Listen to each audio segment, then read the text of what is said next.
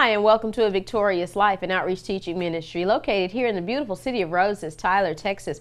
I'm your host, Lori Simpson Ortega, and as always, we want to say thank you for allowing us to broadcast through Suddenlink Media and on the internet and all of those wonderful places that technology and now allows for us to go. You know what? We don't really have any new announcements, I don't think, Mr. Cameraman. We watched the NFL draft, but yeah, but other than that, we're not putting plugs. Well, you know what?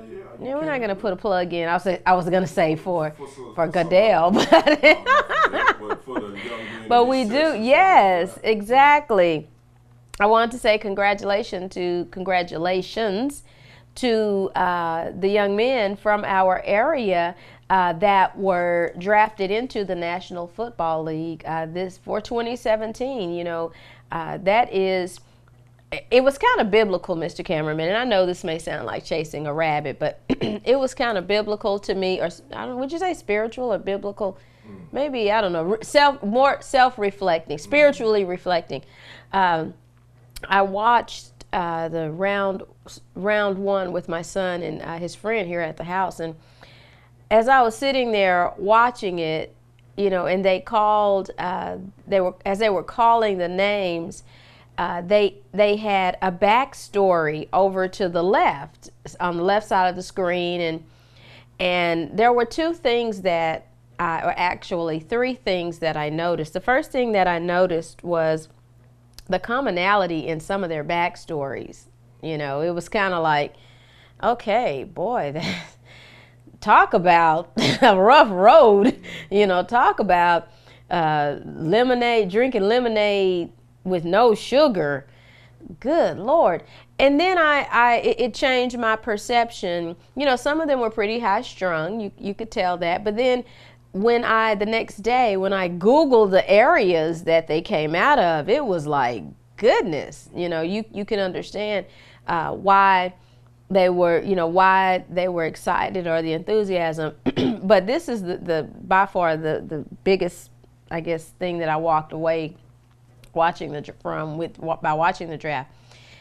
That is something, when you get to that level, I don't care if you go in round 1 or round 800, okay, if there be such a number.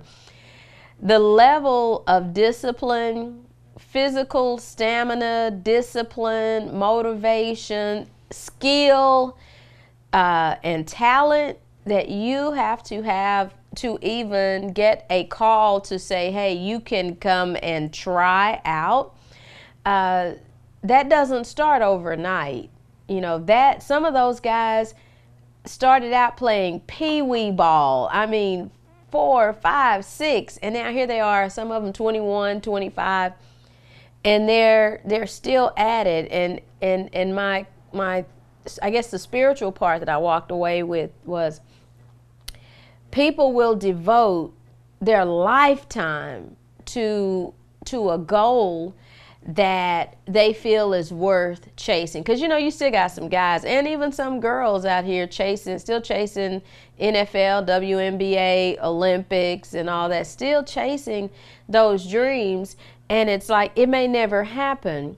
And again, I'm not taking away from those, you know, that were selected.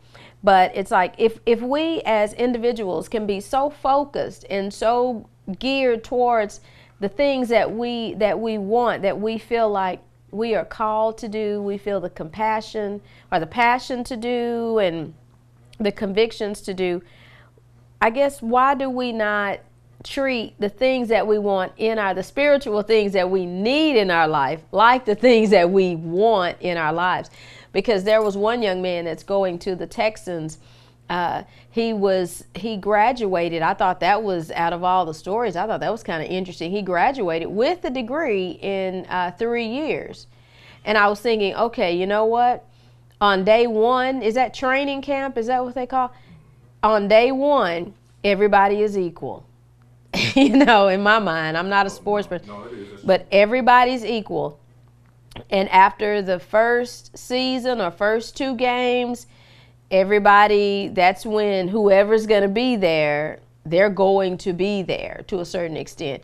So when you think about that young man, it's again spiritual. When I was thinking about that young man, I thought, okay, well, if anything happens to where he's not able to physically play or it doesn't work out, hey, he made preparations to go in not necessarily a different direction, but still do the thing that he loves, but from a different angle. So spiritually, I thought about that. Like, why do we not put as much spiritual energy, as much energy into our spiritual welfare as we do for the things the physical or the natural things that we want? So again, congratulations to each of those young men. We've got when is the NBA in the spring?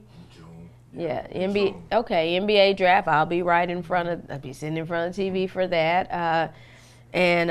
Track and field. I'm not a baseball fan, but go Rangers. So, all right, let's go ahead before I start chasing a whole lot of rabbits. Well, you wouldn't say a herd of rabbits, I guess, but pack of rabbits. Google that so I'll know and don't be confused. Just a bunch of rabbits. A bunch of rabbits. Okay. Only because I know the cameraman. All right, we're going to pick up Mark chapter 1, verse 17. And, in my excitement, I thought I was really a lot farther along than chapter 1, but there's a lot of stuff within the chapters because we're also making some parallel teaching with the book of Mark as well.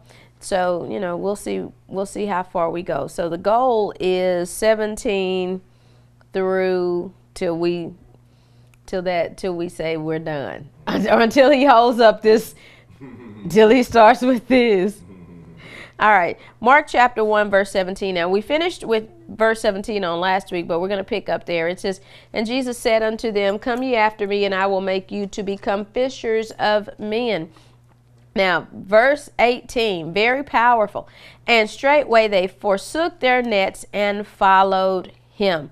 Now, what's interesting about this is notice what Jesus said to them. Just a review from last week. He said, "Come after me," meaning, I'm gonna walk with you, but at this point, you've got to take a back seat to a certain extent. He said, "Come after me, and I will make you to become fishers of men." He was saying, if you follow me, I'm going to teach you, and I'm going to equip you for a specific thing. He was saying in so many words, I'm not going to have you chasing rabbits. We're not going to do any of this hit or miss. We're not going to do any of this. I think we need to do this. Maybe we should. He was telling them, specifically what he wanted and where and how he wanted to use their lives. He wanted them to become soul winners for the kingdom, not necessarily just to make their lives comfortable from the standpoint of the accumulation of tangible goods and services, but he was wanting them to follow him. And like we said on last week, when Jesus called these first two men, when he called them, that was an indication he would not physically be here forever. Now, when it says, verse number 18, "and straightway," it means from the moment he called them, they forsook. Look at what it said. They forsook. Mark didn't say they dropped their nets, they walked away. He said that they forsook their nets. Now let's go over to Matthew chapter 4, verse 18. "And Jesus, walking by the Sea of Galilee, saw two brethren, Simon called Peter, and Andrew his brother, casting a net into the sea, for they were fishers. And he said unto them, Follow me, and I will make you fishers of men." So see, we have the basic same thing, the same wording, which is kind of odd because remember Matthew he wrote in just a little bit more detail per se. And what's interesting, as we said in the prior lessons, that each man recorded their I will say basically their storyline, meaning the minute they came on the scene, that they wrote about the things that were unique to them. So Matthew, in writing more in depth, he's writing just a little bit more in depth or more descriptive, because he was in on a lot of this, a lot of the action per se. But they both pick up, unlike Matthew, Mark only picks up from his time of being called. Now, he wrote about things that he'd heard, but that's interesting because they both wrote from the standpoint of firsthand knowledge. So you can tell that this in Matthew chapter 4 verse 19 and in Mark chapter 1 verse 17, they had to have heard those same words, or those words directly from Simon Peter, okay, or Peter and Andrew. They had to have heard it from them. They were not, Matthew and Mark were not there to hear Jesus call Peter and Andrew. So those two men had to relay the story to them, to each man directly, because the verbiage and the wording is exactly the same. And prior to this, some of it has been different. And what's interesting is, to prove my point, in verse 20 of Matthew chapter 4, it says, and they straightway left their nets and followed him. Now notice Mark said they forsook their nets, okay? Meaning two different approaches. The first thing that they did based on Mark was they forsook. Meaning they just gave them up. They just stopped doing it. They walked away. They literally just left. They immediately stopped and just forsook it. They didn't go back to it. But when you look in Matthew, he just says, and straightway left their nets. Okay. Now, what's interesting is when you look at the use of the word, or you look at the word there, Their, in the book of Matthew, it's italicized, and the writer using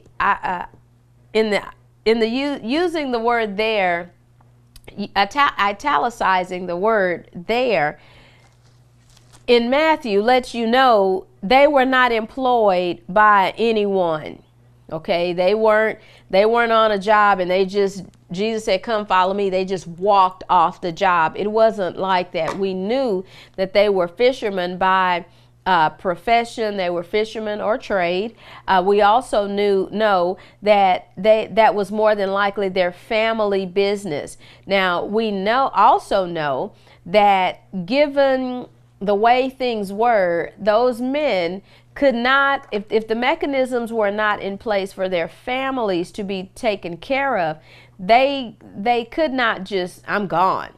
And then they have wives and children that are basically starving to death. They couldn't do that. So when when the word there is italicized in Matthew, it's saying that they left their contribution to whatever business. And I'm not saying they left monies, but no one's livelihood was tied into their leaving. The way Matthew writes it, they gave up or walked away from maybe their portion of the family business, or maybe they took an extended vacation, because contrary to popular belief, Jesus he didn't take up all of their time. He did not take them away from their families or lure them away from their families. There were times that they were able, and it was kind of like the revival circuit. You know, most churches will have revivals in the summer. They'll have a summer revival or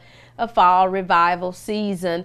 So Jesus wasn't taking up 24 hours a day, 7 days a week, 365 days of a year with their time, because he knew that they had other family commitments. He knew that they had, there were other things. He didn't want to just be all consuming in their life, because believe it or not, Jesus had a family.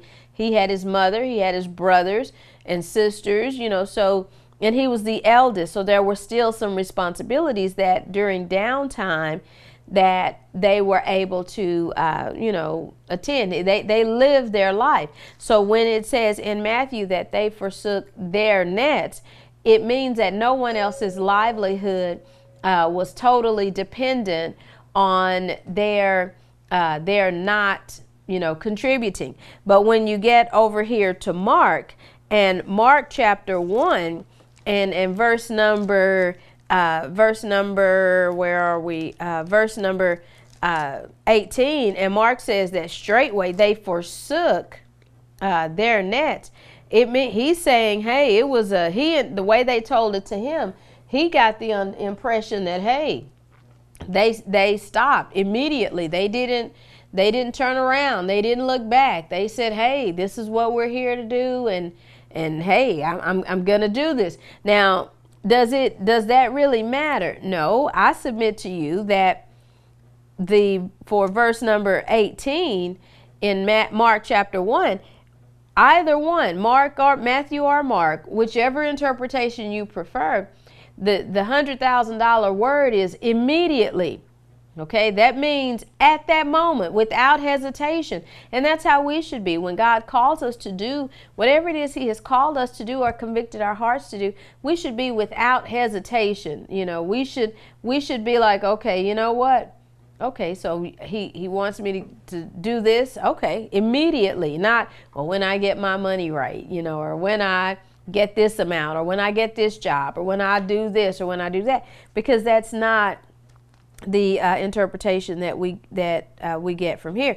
Verse 19, and when he had gone a little farther, thence he saw James the son of Zebedee and John his brother, who also were in the ship mending their nets. And straightway he called them, and they left their father Zebedee in the ship with the hired servants and went after him. Now see, again, look at what Jesus is doing. Not only is he calling individuals, but he's calling sets of brothers. Okay, so you've got Peter and Andrew. Okay, he's got you've got Peter and Andrew. Now you've got James and John, and these four men were involved in, we'll say, basically commercial fishing. And what's interesting about that is, look at the temperament, the willpower, the discipline, and the physical strength and the stamina, per se, of commercial fishermen. Now, there's a show, I don't know if it still comes on, it was called The Deadliest Catch, where they show the working conditions or fishing season of commercial fishermen, how they're all over there in, safe, what do they call those, universal safety zones or what have you, where it's open water, but each country has an agreement. So if you want to fish there, you can. It's not, it's open territory. But when you watch that show, you see a side to it, like, I love seafood, but if I had to go through the mental, physical demands of being a commercial fisherman or a deckhand or whatever they call people who work in that industry, I don't think I would be eating seafood, because that's not a job that I would feel compelled to do, because it is because of the demands of it. But when it comes to understanding the people that Jesus called, you have to understand there was a reason that he was calling them. It wasn't because they were just nice people. It wasn't because they were, they're so pleasant. It wasn't because of that. It's because each individual had a unique gift, talent, and ability that would help to further the mission of the kingdom after he left. Okay? So when you understand that, look at the professions of the people that he called initially. They were fishermen. Well, you know what? They had to have a high level, again, of patience, their temperance. They had to be, they had to make sure they kept their tempers in check. They had to be very disciplined, early rising, and, getting out there, doing the physical side to things. And sometimes we take those for granted, but those attributes would factor well into their walk with Christ in their the learning phase of it as his disciple. And with James and John, it says who also were in the ship mending their nets. It says they left their father Zebedee in the ship with the hired servants. So here these individuals were. Again, they didn't just leave their families, they didn't just leave their families high and dry. You see here where evidently they had, again, some type of fishing company or fishing business, and there would be people there to carry or share their load. Now, this is what's interesting. The Bible does not give you this intelligence, but you're able to understand as the storyline progresses. When he said to them, "Come follow me," there had to be something identifiable in the call that he made to them for them to feel comfortable leaving. All right. And another thing we need to think about is at this particular point, they didn't just walk away from their family, okay? Because remember, Jesus said to them, hey, you need to count up the cost. So this was the initial call was, hey, come here, I got to tell you. So, hey, let me talk to you. Come find out what I'm going to do. Let's just, let me talk to you. So that was the initial call. But understand, each man at some point had to say to and for himself, I'm going to go the distance.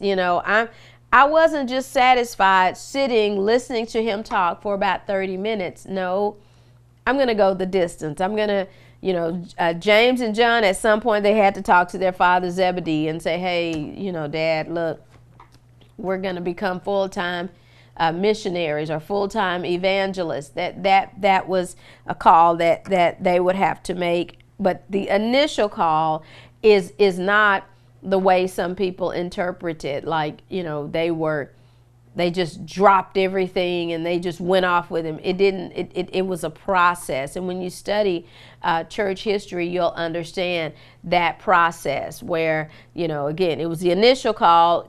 They wanted to hear what he had to say, but they didn't immediately leave and forsake every single thing. At that moment, they stopped what they were doing and they followed him. But they had to come to that point in their walk with him where he challenged them. Hey, are you going to go the distance? And that's what happens to us. We have an encounter with Christ as our Lord and as our Savior. And after we have an encounter with him, he has us he says to us, okay, are you really going to go the difference? Is this something you're really going to do? Are you going, am I worth more than this, or am I worth more than that? So that was something that was interesting. I wanted to point that out. Verse 21 says, and they went into Capernaum, and straightway on the Sabbath day he entered into the synagogue and taught.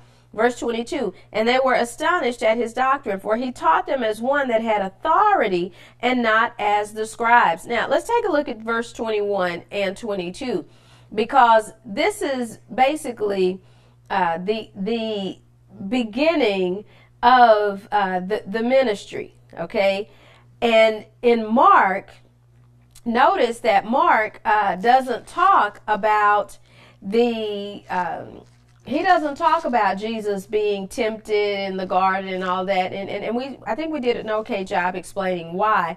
But look at where he picks up on. He says that they went into Capernaum, or some people say Capernaum, and when they went into that particular city, it happened to be the Sabbath day. Okay, we'll just say it was on a Saturday. All right. So they went into the city on the Sabbath day, and he entered into the synagogue and taught. Now, there's a lot of spiritual symbolism in verse 22, because on the day that he goes into the synagogue, incidentally, it's the Sabbath day. It is the day that was designated as to be devoted and devote it to the Lord. It was the we'll say the day of righteousness. Okay, it's the religious everything is religious and spiritually pure day, where everything you did was not focused on yourself, but it was done to glorify and honor God. So on that religious day, he shows up in the city, Capernaum, and he goes to the synagogue, because that's basically what you do, or you did, on the religious day. It's the equivalent to, some people believe that, Sunday, like we go to church on Sunday mornings, and then like there's Bible study nights, but we'll say it was the equivalent to him going to a church on Sunday morning with the intentions of either hearing the word or delivering, per se, the word. So he goes to the synagogue, and verse 22 says that verse 21 says he was able to teach. Now, what's interesting about this is you've got to know how the synagogue was set up during the time of Jesus. It not only was it a religious center, per se, but it was also a place for religious rhetoric and religious dialogue. So you would basically, it's like going into church, instead of having, choir stands and music and all those things, it was basically just a place like two sides where you could go in and you would sit and just talk about the scriptures, the Old Testament scriptures, and your interpretation of it. You would talk about different, biblical Old Testament characters and what, your interpretation of the scriptures. Now, you were not to be in there talking about your business and how you were going to get your 40 acres and a mule. You were not basically to be talking about anything other than things of a religious nature. So he goes in there and he's teaching. Now, what happens is amazing to me, because it says in verse 22 that they were astonished at his doctrine. And when it says that they were astonished at his doctrine, they could not understand how he had such an amazingly wonderful command of the scriptures. And they couldn't understand how was he basically providing all of this spiritual insight into the conversation, and he had not been trained. How was this carpenter, this low-level contractor, basically, or handyman, coming around saying things that provided more spiritual knowledge or more spiritual in-depthness than the people who were constantly at the temple or the synagogue, who were there, that were just seriously devout? How is that possible? And that's the part that we have to understand. There is a difference between being religious and being spiritually minded. We live in a time where people say, I'm being led by the Spirit. I'm walking by faith and not by sight, and I'm letting the Spirit lead me. But we don't see any evidence of spiritual productivity or spiritual direction to know and to warrant believing you're being led by the Spirit. What's interesting about that, again, is because, again, there's a difference, a significant difference between spiritually minded, again, and religious. When you're religious, that means that you have not basically, your will is still your will. So you can go to church every day, you can read all the scriptures, you can go through the motions of it, but it not be fruitful and it not be beneficial, because there's that element of, well, I'm only doing this because it's expected of me, or this is what I want to do. I'm doing this now because I want to do it, or I'm just doing it. I'm not getting anything out of it. I go to church out of habit. I'm just going because my mother would have a fit if she knew I wasn't going to church. That's religious, quoting scriptures and not giving the word time to be planted and grow and mature in you. That's religion. That's just religious activity. But when it says that he taught them, like they were astonished at his doctrine, they had never isolated or connected why you do the religious activities. Okay, so when Jesus stood in the synagogue and taught, I believe he merged the spiritual side of it to help them understand why you perform or why you engage in religious activities. He basically, like I heard somebody say, he married the two of those. Spiritual activity or being spiritually led and religious activity, they basically go hand in hand because it ushers in spiritual productivity and religious maturity. Okay, now I know that sounds kind of far out there, but allow me to explain. When he's teaching them, and he's teaching them as they said they were astonished at his doctrine, and it said, for he taught them as one that had authority and not as the scribes. Jesus was basically saying to them, you know what? Why are you coming out here to this synagogue every Saturday when the need is on the outside of the synagogue Monday through or Sunday through Friday? He wasn't saying to them, don't come to the synagogue, don't engage in religious activity. I don't believe he was saying that. I think he was challenging them to say, okay, we're sitting here talking about the scriptures, and we're talking about Moses and Abraham and Isaac and Jacob and all of those wonderful people. But at the end of the day, what have we done spiritually with the information that we have? Has it drawn us to a closer, better understanding of who we are as not as just people who go to church or people who go to synagogue, but have we arrived at the fact that, wait a minute, if there's no God in the life, if there's no reconnection and reconciliation back to God the Father, spiritually first, then all we're doing is just sitting up here taking mental breaks. All we're doing is just sitting up here talking about things that we have no intentions of following through on. And that's where we are. And I want to address that in 2017.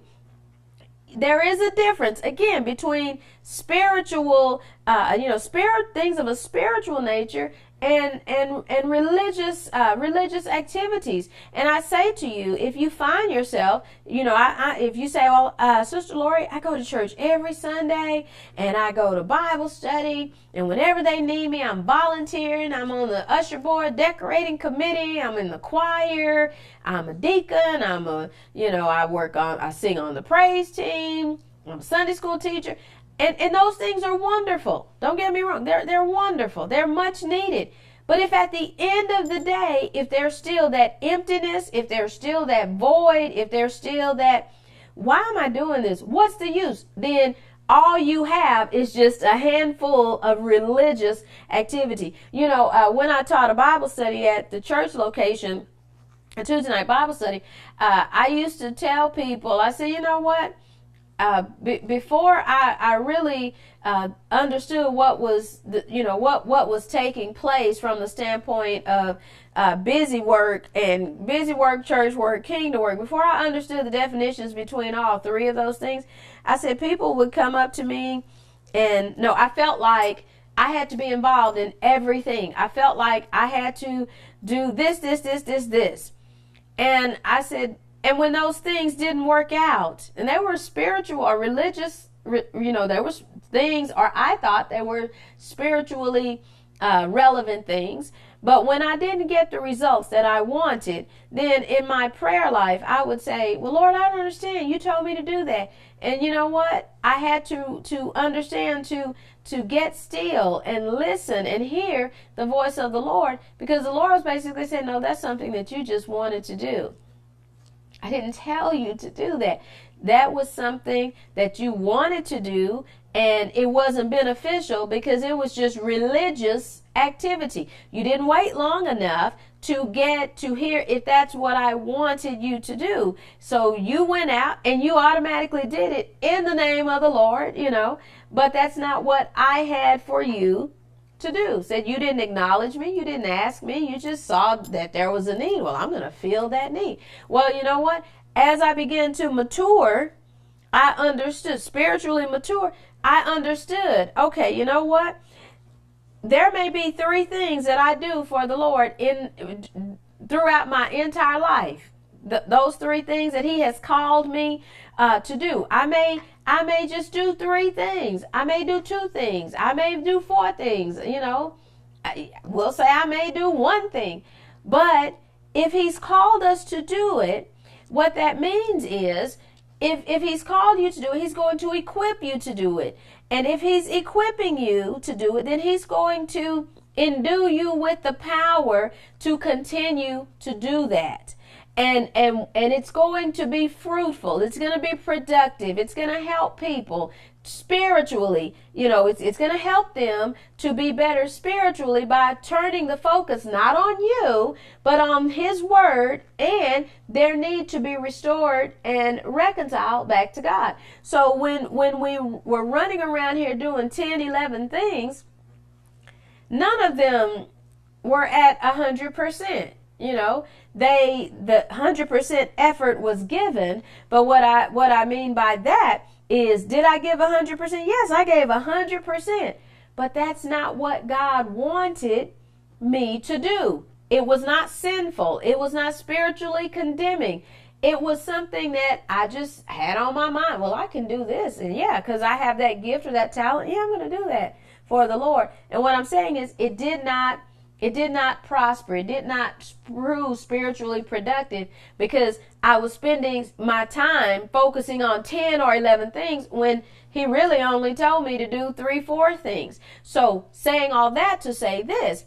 So when I encounter people, some of you have come up to me and you said, I'm in all these things and there's still that emptiness. There's still that void. And I've said to those of you that have come up, and I say this to people who are at that place right now in their life, okay, then take inventory on what you're doing. If you're doing 10 or 11 things, you're doing way too much, because none of them are getting the attention, the individual attention that they need.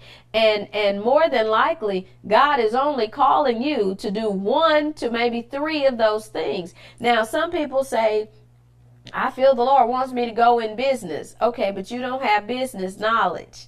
All right. I feel the Spirit, Mr. Cameron, He's leading me to open a car dealership. Okay, but you don't have good credit. Okay, you don't know anything about cars. Am I sounding rude? Now I use myself as an example. Mr. Cameron can attest to this.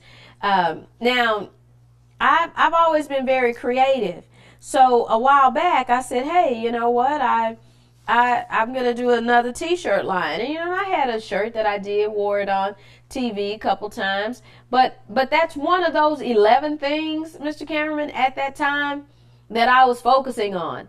So I wore my little shirt here on TV. It said, let me show you how great I am. Did I give you one of those? I got a box full of them. You can leave when you leave today. You can take one. And I was so excited. I'm gonna sell those, and they're gonna put that money in the ministry. And that's okay. Well, here's what I failed to tell the crowd, the viewing audience, Mr. Cameraman. Whenever you're selling a product, there's this word that begins with an M and ends with a G, and it's called marketing. And you've basically got to you got to know your product. You got to exert some energy to read on read up on how to, if you're not going to print it, who's going to print it, and the quality of the shirt, because everybody's not liking that 50-50 blend. Some people wear t-shirts are more fashionable now. So, so did I take the time? Because I used to freelance design them in the past. I was relying on old knowledge, okay, prior knowledge. Because when I was doing or printing shirts or designing shirts for family reunions and sporting events in schools and stuff, well, the 50-50 blend, it was either 50-50 blend or 100% cotton. That was back in the early 2000s. That was the going thing. Well, it's 2017. And people are wearing fashion shirts. They wear t-shirts like fashion. They don't like tags in the back. They like soft, soft fabric. They like breathable, stretchy type fabric. But because I was so gung-ho behind, well, I can do this. And then it didn't materialize. I've got a box, I have another box of shirts, okay? Because some of them I sold, but the majority, I ended up with more shirts than what I had initially anticipated, all right? Now, my point is, did the Lord tell me to do that? I'm not here to say that he didn't tell me to do it, but at that time, it wasn't for me to do at that time.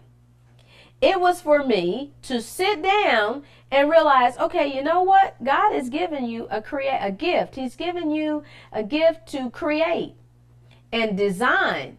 So instead of running out here and doing just one thing and hit or miss, why not take some time to research it, get all the ins and outs, talk to sales reps, find some companies that say, hey, you know what?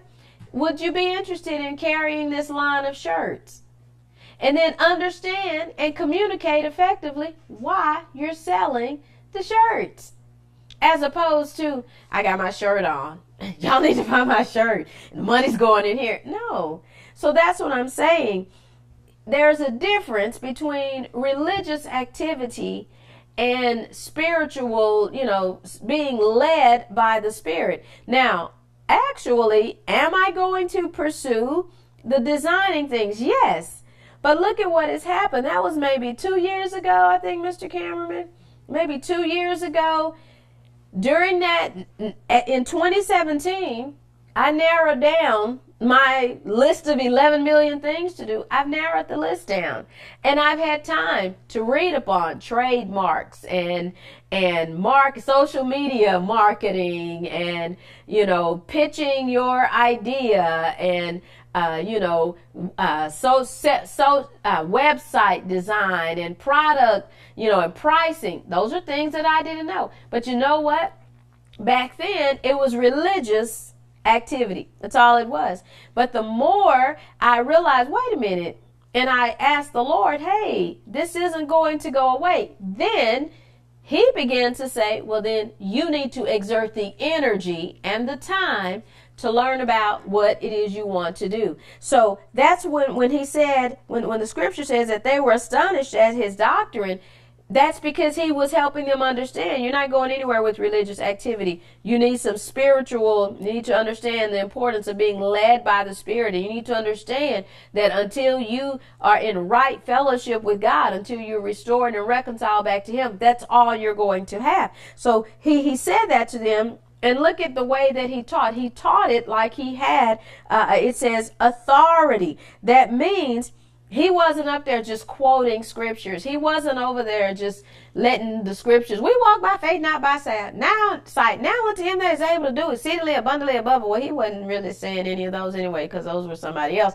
But I'm using those scriptures because some of them we've heard for so many years that they just literally roll off our tongues.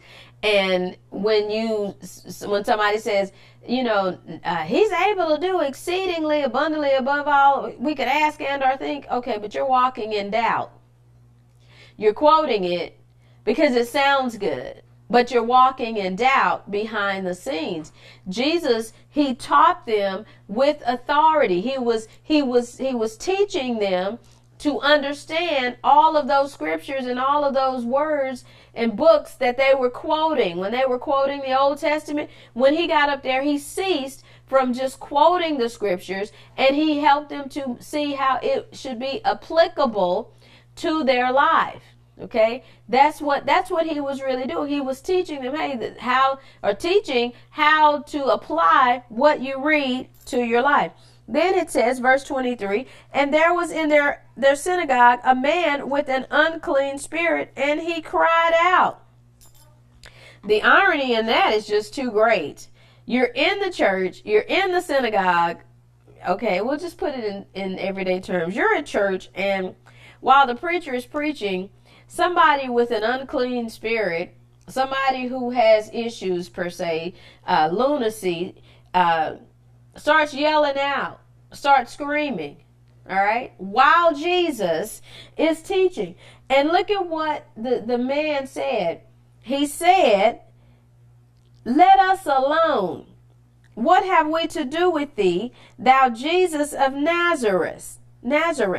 Art thou come to destroy us? I know thee who thou art, the Holy One of God. There's so much in this verse. I may run out of time. Okay. First of all, the only people who who allegedly went to the temple were religious-minded people. The only people who went to the synagogue during the time of Jesus and sat in on the rhetoric and the discourse of other synagogue dwellers were people who, they were male, but they were people who, on the outside, they had it together. They knew their verses.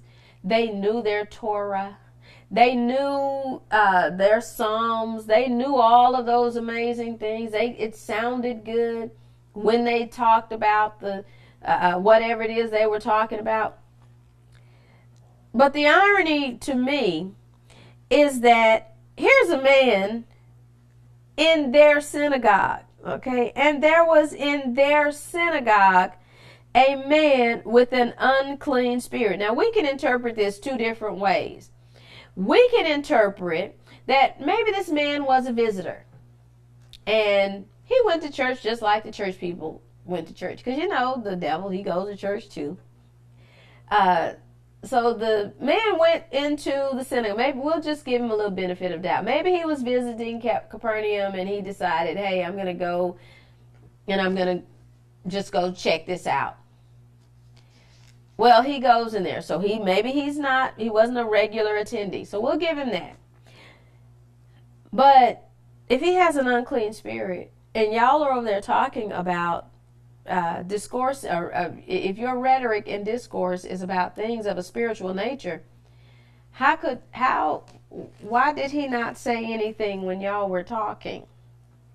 When y'all were providing your rhetoric and your discourse, why did he not feel a need to act up?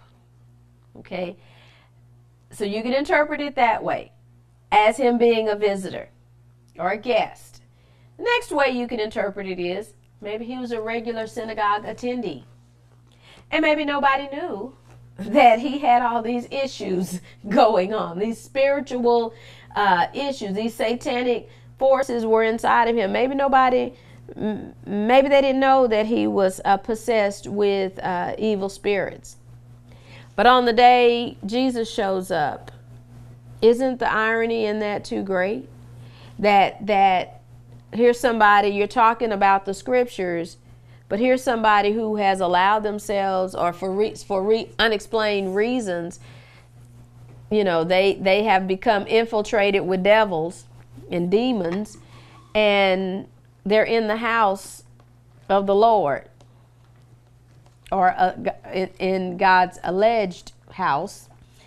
And prior to that, there have been no problems. But as soon as somebody gets up that is operating under the power, the anointing, and the authority of God, they start acting up. They start talking out. They start yelling out.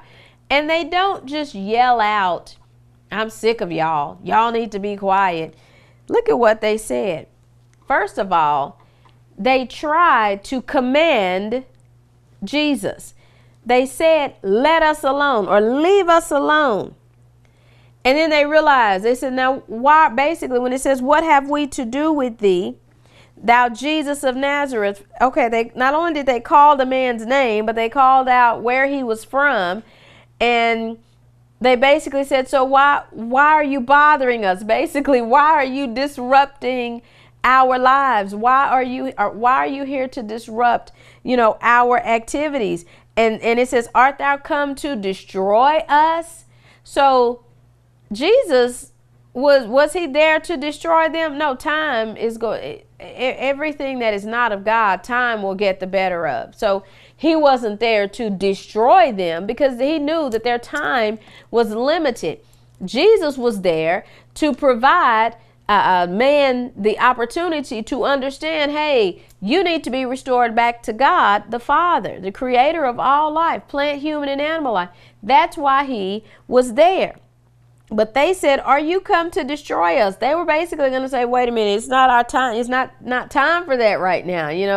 Is it, you're going to get rid of us? He wasn't there for that. And then look at what they said. I know thee. I know you. I know thee who thou art. The Holy One of God. So they were saying, we know who you are.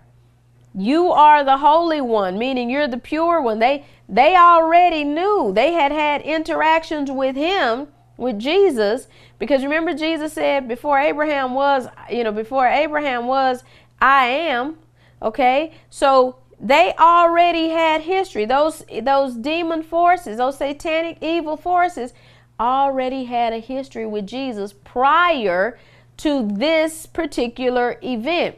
So look at what they said.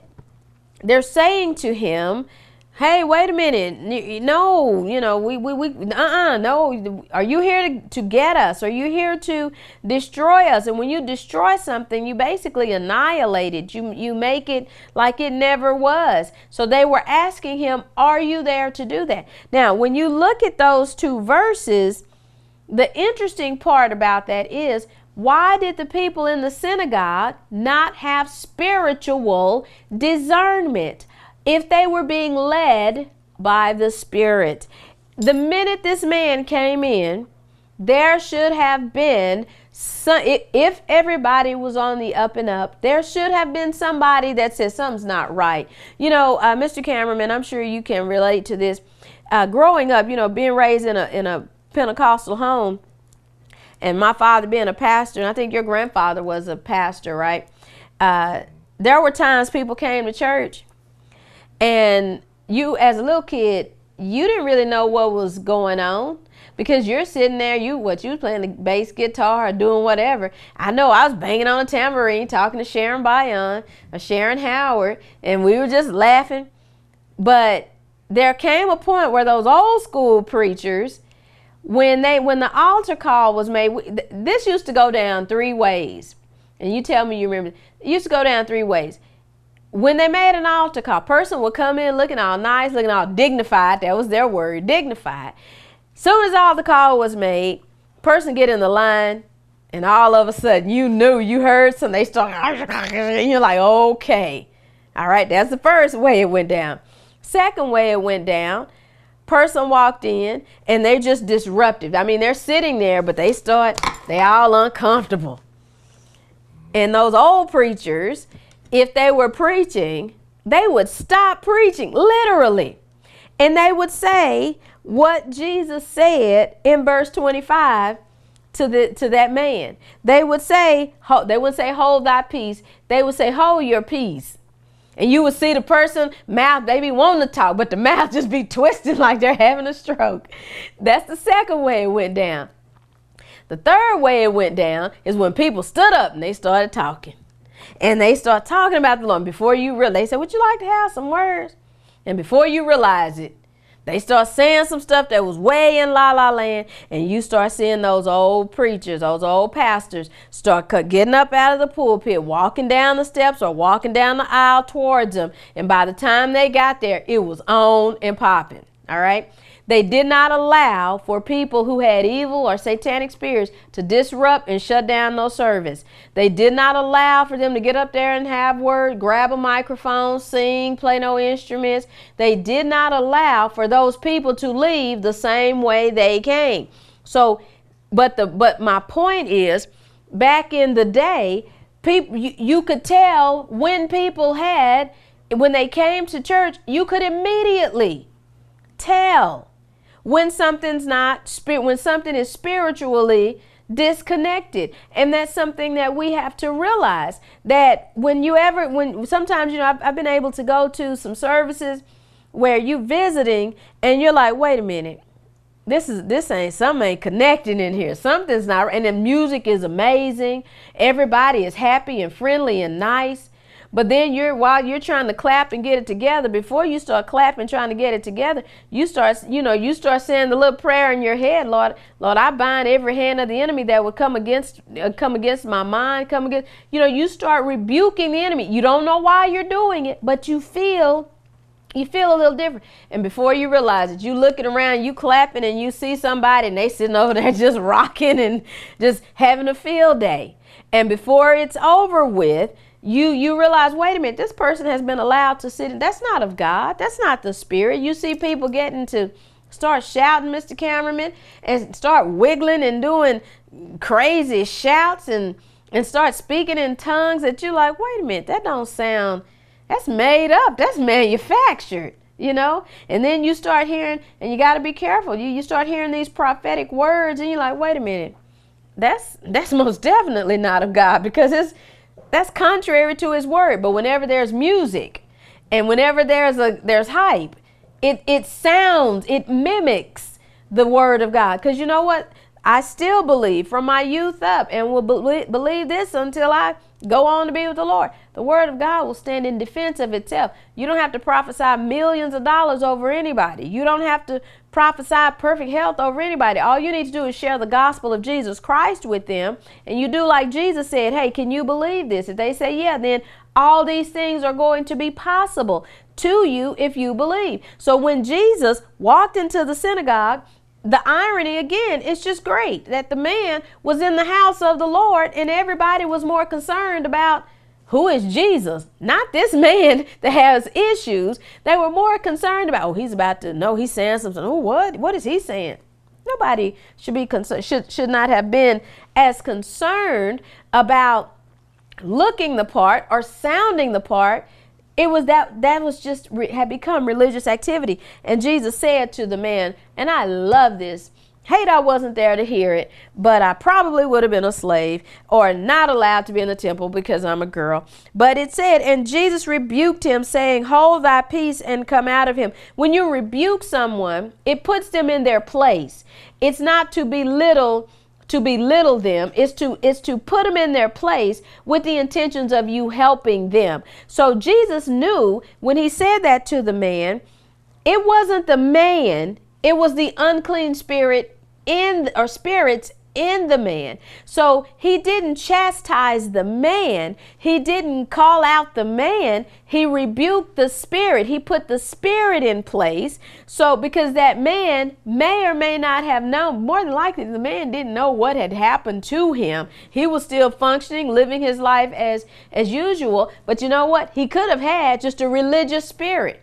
We see that all day long, every day. We see people who just have religious spirits. They go to church, they get to speaking in tongues, and you like that's manufactured. You see people, they just shout because it's Sunday and the music is right. Everybody else is expecting them to shout, so let me shout.